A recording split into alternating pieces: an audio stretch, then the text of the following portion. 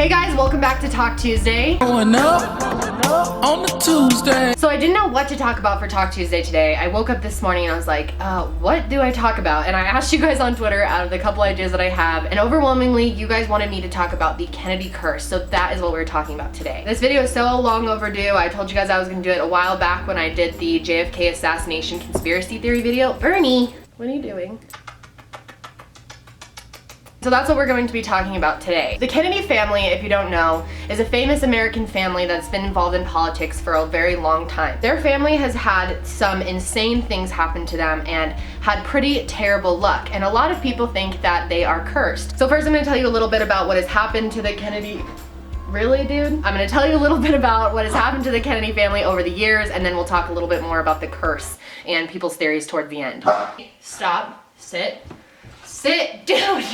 Why do you always act like you're drunk when we're filming? Sorry guys, somebody needs a walk after this. I put Bernie on the deck with a bone. Hopefully he is quiet now. So anyway, like I was saying, you probably have heard of John F. Kennedy's assassination, at least, since that was, a famous world event, and especially in the United States, you should at least know about that. You may not know about Bobby Kennedy, who was also assassinated after his brother was. Most people seem to know about that one as well, but there's a whole lot else that has happened to this family that a lot of people don't know about. It all starts with Joseph F. Kennedy, okay? So he was John F. Kennedy's father, and he was a US ambassador to the UK, and that was during the World War II era. And we'll start with his daughter, Rosemary. Rosemary Kennedy struggled with some mental health issues, and looking back, we know that now, but back then mental health wasn't as well researched or talked about, or wasn't as accepted, and was treated more like something is wrong with you, like you are someone we don't want to deal with. She was considered to be like mentally impaired. Okay, gotta go get Bernie. Hang on.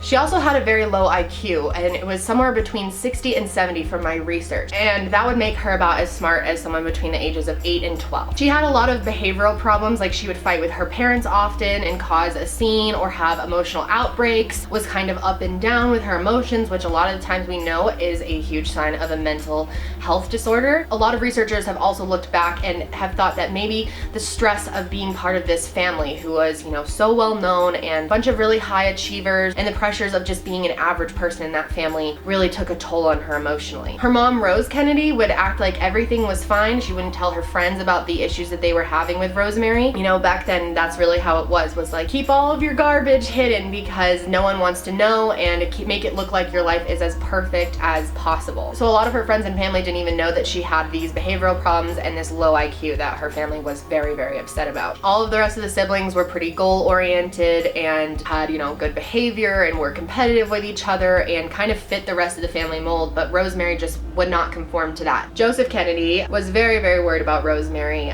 He was kind of ashamed of his daughter, to be honest. He was worried that it could possibly affect his career or the family if she embarrassed them or shamed them in some way. So in November of 1941, when Rosemary was only 23, her father decided to have a procedure done on her. You've probably heard of a lobotomy, which is no longer something that is used, but back then it was a surgical procedure that they would try to use to change people's behavior and things like that. Joseph was convinced by doctors that this new procedure called a lobotomy would fix his daughter. A lobotomy is basically where they make an incision into your brain and they sever connections to the brain's prefrontal lobe. At this time, only 80 lobotomies had been performed in the US, and 80% of them were done on women. Fix those women, cut up their brains and fix them right up. And they truly believed this would help Rosemary with her outbursts and her emotional issues and maybe even make her a little smarter. Joseph decided to have this procedure done on his daughter, and he didn't even tell his wife Rose that this was going to happen. According to my research, she was strapped down to a surgery table. She had a mild tranquilizer but was awake during the whole time as they cut about an inch into her brain and kept going until she stopped functioning. And that is when her life tragically took a terrible turn for the worse. The operation was not successful, and she was diminished to basically the intelligence of a 2-year-old. Had to be cared for the rest of her life, and she actually died in 2005 of natural causes. Then later in 1944, Joseph P. Kennedy, who was the oldest son of the Kennedy family, was killed in battle. He was actually a pilot, and he was flying a plane with a bomb in it. And the idea was that the pilots were going to bail off from the bomb before it exploded, and unfortunately that did not happen as the bomb exploded exploded while they were still in the sky. It happened right over the English Channel. In 1948, Kathleen Kennedy died in a plane crash over France. And then in 1955, John F. Kennedy's wife, Jacqueline, suffered a miscarriage. The following year, in 1956, Jacqueline actually gave birth to a stillborn child. They had planned to name her Arabella Kennedy, and she was buried in the Arlington National Cemetery. In 1961, John F. Kennedy's father, Joseph Kennedy, who we originally talked about here, actually suffered a terrible stroke, which left him pretty much unable to do anything until the point that he died. He had very limited movement after that and very little communication skills. In 1963, John and Jacqueline had even more issues with their children. Their second son, Patrick, died 2 days after he was born because he was 6 weeks premature. So they had terrible luck when it came to having babies. And shortly after that, on November 22nd of 1963, John F. Kennedy was fatally shot and killed in his assassination. Gave it a great deal of thought, Grandpa. Here is a bulletin from CBS News. In Dallas, Texas, 3 shots were fired at President Kennedy's motorcade in downtown Dallas. The first reports say that President Kennedy has been seriously wounded by this shooting. This picture has just been transmitted by wire. It is a picture taken just a moment or two before the incident. If you can zoom in with that camera, we can get a closer look. From Dallas, Texas, the flash, apparently official, President Kennedy died at 1 p.m. Central Standard Time, 2 o'clock Eastern Standard Time, some 38 minutes ago.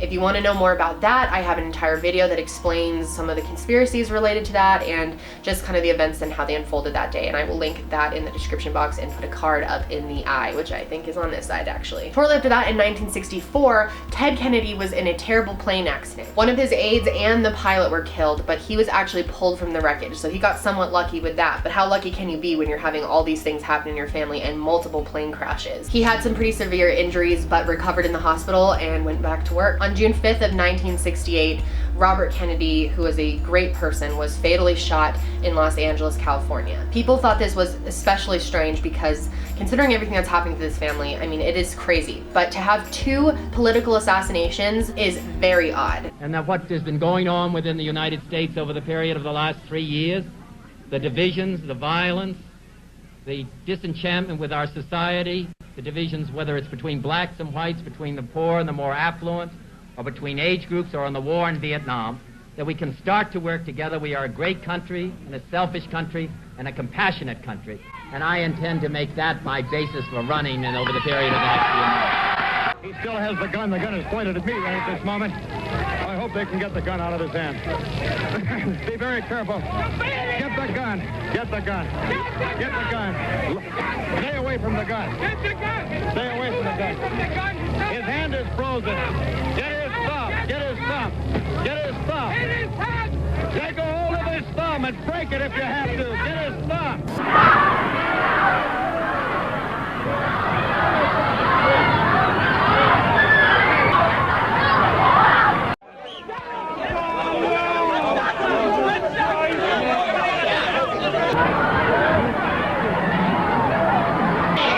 What happened, do you know? Somebody said he'd been shot. I'm not. Keep me plugged in. Doctor, stay back! Get away!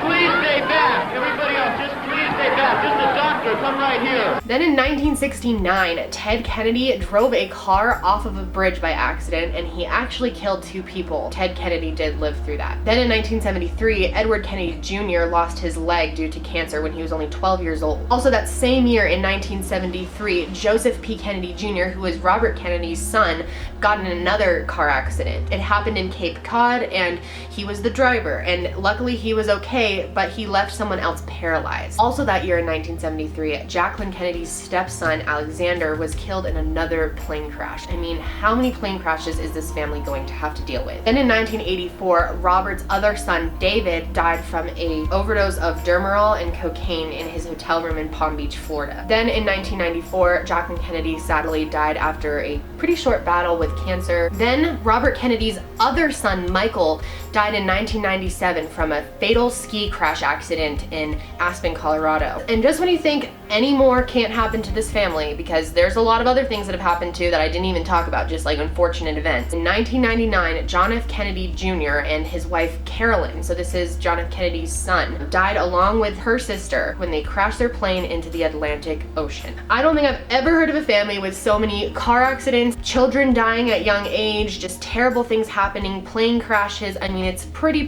crazy. So that's why so many people believe that there is a curse on the Kennedy family. And there's definitely a lot of different theories about how this curse was put on them, but let me tell you about a couple of the ones that I found. Many people actually think that it was John F. Kennedy's great-grandfather Fitzgerald Kennedy that started this all back in Ireland. Apparently in 1842 he discovered a chest filled with gold in this Irish village. Apparently these were cursed, and when he took them, the village that he took them from was completely destroyed somehow. He went to Boston after that and used all of the riches that he had found to create what is now the Kennedy family and put it into businesses and politics and somehow used that wealth, and then they became extremely rich. So a lot of people think that those coins, if they were really cursed the entire family for their greed and for taking it from this Irish village. But then there's a lot about Joseph Kennedy, John F. Kennedy's father, who, like I said, was a US ambassador and traveled a lot during World War II. According to my research, people think that he was on a ship, and that he was on the ship along with some Jewish people, and they were obviously trying to escape what was going on. He had complained and made a huge scene about these rabbis